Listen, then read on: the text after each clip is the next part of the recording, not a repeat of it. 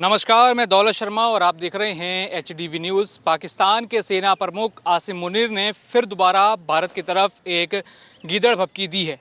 उन्होंने सबसे पहले सिंधु जल समिति को लेकर बयान दिया और उसके बाद वो जो भारत के व्यापारी हैं मुकेश अंबानी, उनको लेकर कई सारे बयान उन्होंने दिए हैं। यानी लगातार वो भारत के ऊपर न्यूक्लियर बॉम्ब की धमकी दे रहे हैं। सर, जैसे कि आपने देखा कि जो सेना प्रमुख हैं पाकिस्तान के, वो लगातार गिदड़ भभकियाँ दे रहे हैं। ऑपरेशन सिंदूर में भारत ने कितना तगड़ा जवाब पाकिस्तान को दिया, उसके बाद तो वो खुद प्रमोट हो गए फील्ड मार्शल के तौर पे, लेकिन बयानबाजी जो है उनकी नहीं रुक रही। क्या कहेंगे इसको लेकर आप?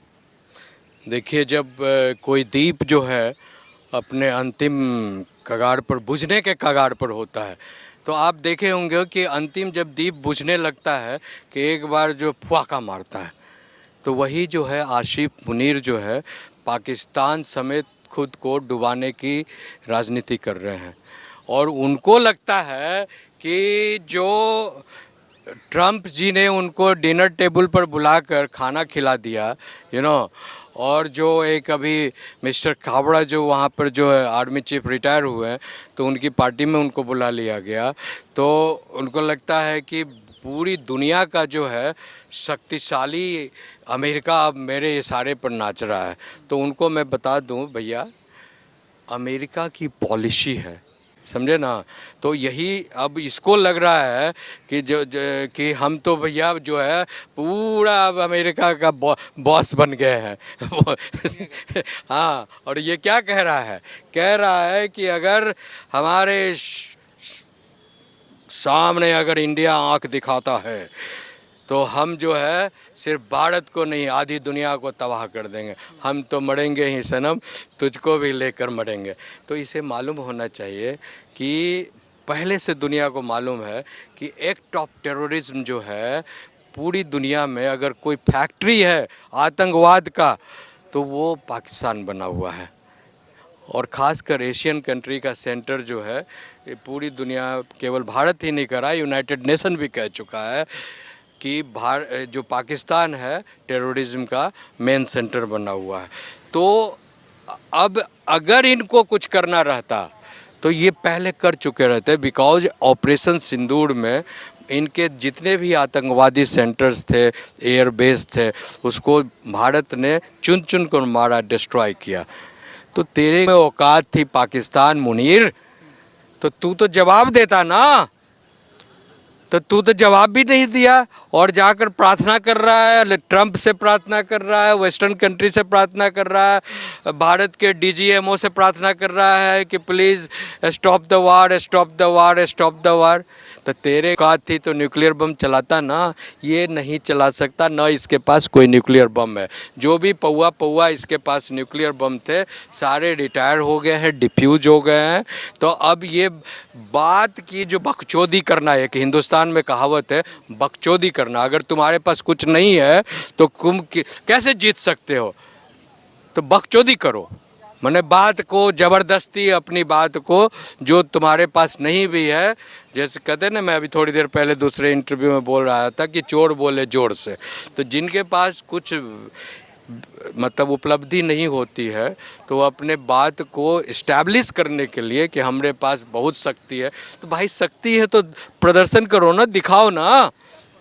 तुम कह रहे हो कि भारत के साथ हम आधी दुनिया को ख़त्म कर देंगे, तेरे पास बटन है, न्यूक्लियर क्लब बना हुआ है, इंटरनेशनल क्लब, जिसको न्यूक क्लब कहते हैं, और उसमें मात्र जो है सात कंट्री मेंबर है। और जब तक वो न्यूक्लियर क्लब के तरफ से परमिशन नहीं मिलेगा, किसी को पावर नहीं है न्यूक्लियर बटन दबाना।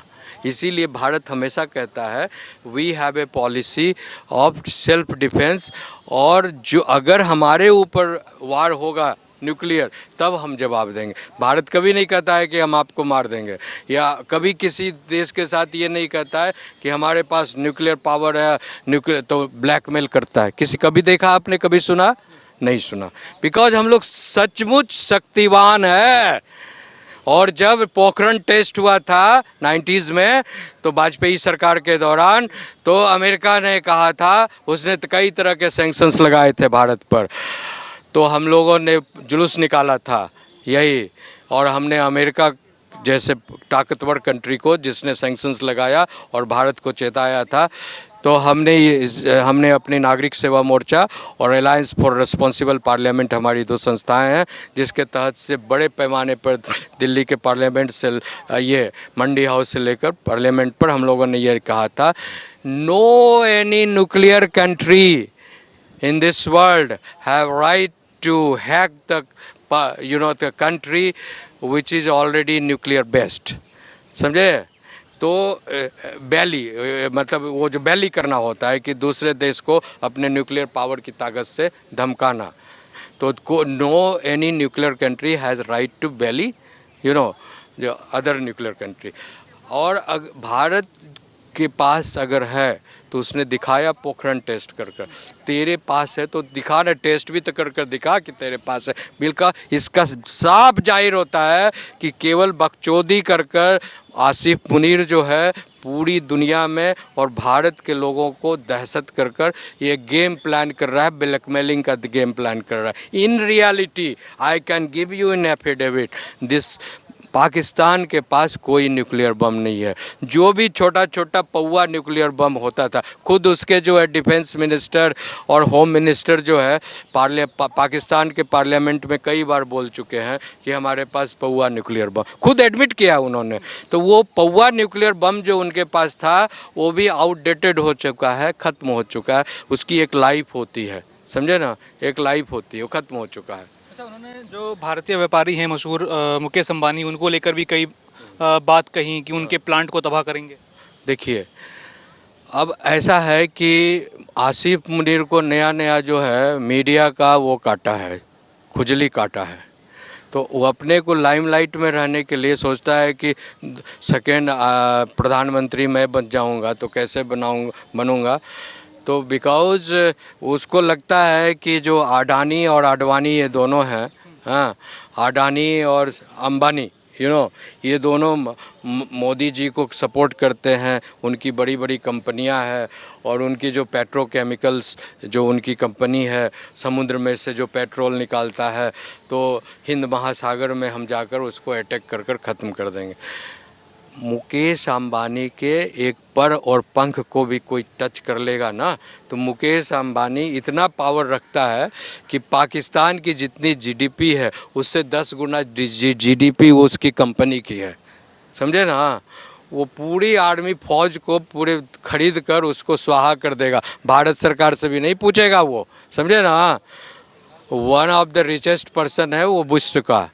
तो तेरे जैसे भिखमंगे पाकिस्तान, तेरे जैसे भिखमंगे कटोरा छाप जो रोटी के लिए एक दूसरे के शरीर पर है, तो तेरे लिए पूछने की भी कोई ज़रूरत नहीं होगी, वो तेरे तो ऐसे ही जो है स्वाहा कर देगा। इसीलिए ये सब सपना देखना और अलग अलग बात करना बंद करो और अपनी जनता को खाने पीने की का इंतजाम कराओ, पढ़ाने का इंतजाम कराओ, साइंटिफिक एजुकेशन देने का इंतजाम कराओ और एक जो है जो विकास, जो मानव विकास की रेस में आओ। मैं यही कहना चाहता हूँ, शांति के पथ पर आगे बढ़ो, विकास के पथ पर आगे बढ़ो।